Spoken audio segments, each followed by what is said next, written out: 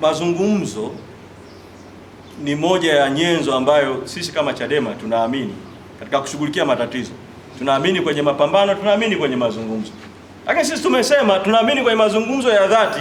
Sasa tukasema tunataka mazungumzo ambayo kutakuwa na wasuluhishi huru, preferably wa kimataifa. Serikali inasema hatutaki mazungumzo, hatutaki wapatanishi, hatutaki wasuluhishi. Alafu kule Zanzibar kuanzia Novemba wamekaa kuzungumza ACT na CCM, kuna wasuluhishi, kuna wapatanishi, Karume, Shein. Na foundation ya mazungumzo ya Zanzibar imejengwa kwa miaka mingi ya mazungumzo ambayo yalihusisha jamii ya kimataifa kuanzia wakati Commonwealth ilipokwenda kuingilia matatizo ya Zanzibar. Kwa kule Zanzibar inaonekana ni sahihi kuleta watu wa nje kushughulikia mgogoro, lakini muungano Tanzania inaonekana ni shida. Sasa tunataka kusema kwamba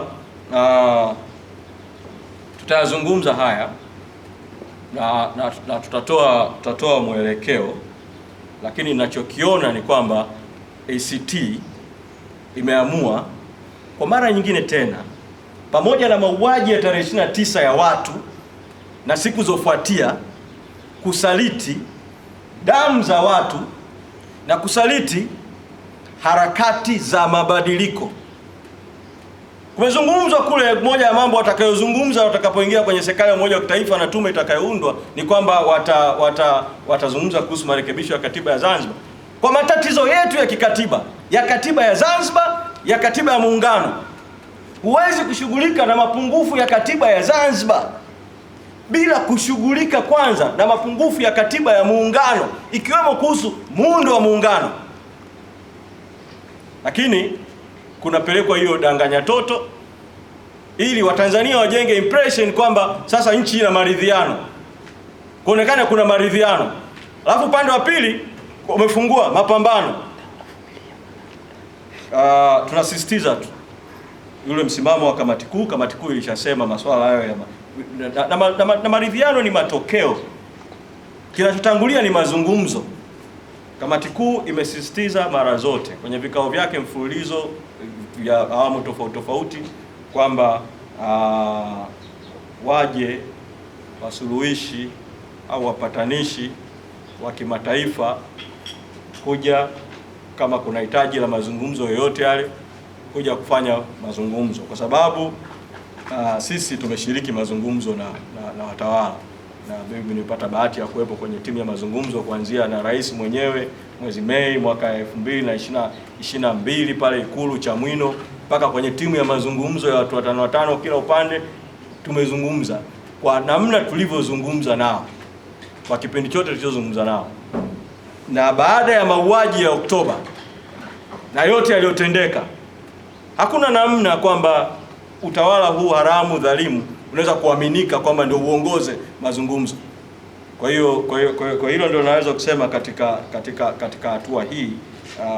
Kwa hiyo tunasisitiza tu kwamba tutaendelea na mapambano, lakini milango yetu iko wazi kwa mazungumzo ambayo yatakuwa mazungumzo ya haki. Sasa kule Zanzibar rais akarudia tena kutumia neno la Mungu, na ndio nitahitimishia hii hapa kwa swali uliouliza.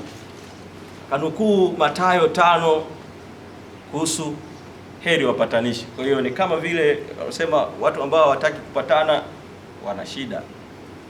Rais amesahau kwamba ukisoma Mathayo 5 kuhusu zile heri zote, kuna heri wenye njaa ya kiu ya haki, heri wanaodhulumiwa, wanaoonewa, kuna heri kadhaa.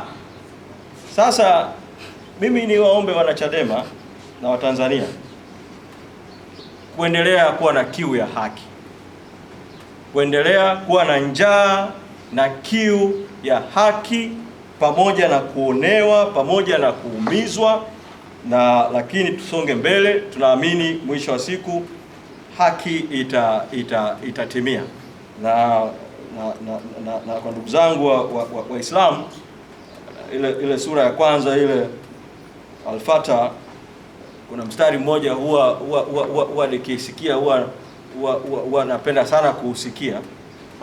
Anasema Ihdinas siratal mustaqim, tuongoze katika njia iliyonyooka. Na kule katika Qur'ani kuna mahusia mengi kuhusu haki na kuhusu kupambana na ubatili. Na katika hadithi za Mtume Muhammad sallallahu alaihi wasallam kuna hadithi nyingi sana kuhusu, na moja hapo inasema jihadi iliyo bora ni kusema ukweli kwa utawala dhalimu, na inazungumza kuhusu unafiki, kwamba mnafiki ana sura mbili na sifa zake ni tatu: akisema asemi ukweli, akiahidi atimizi, akiaminiwa anasaliti.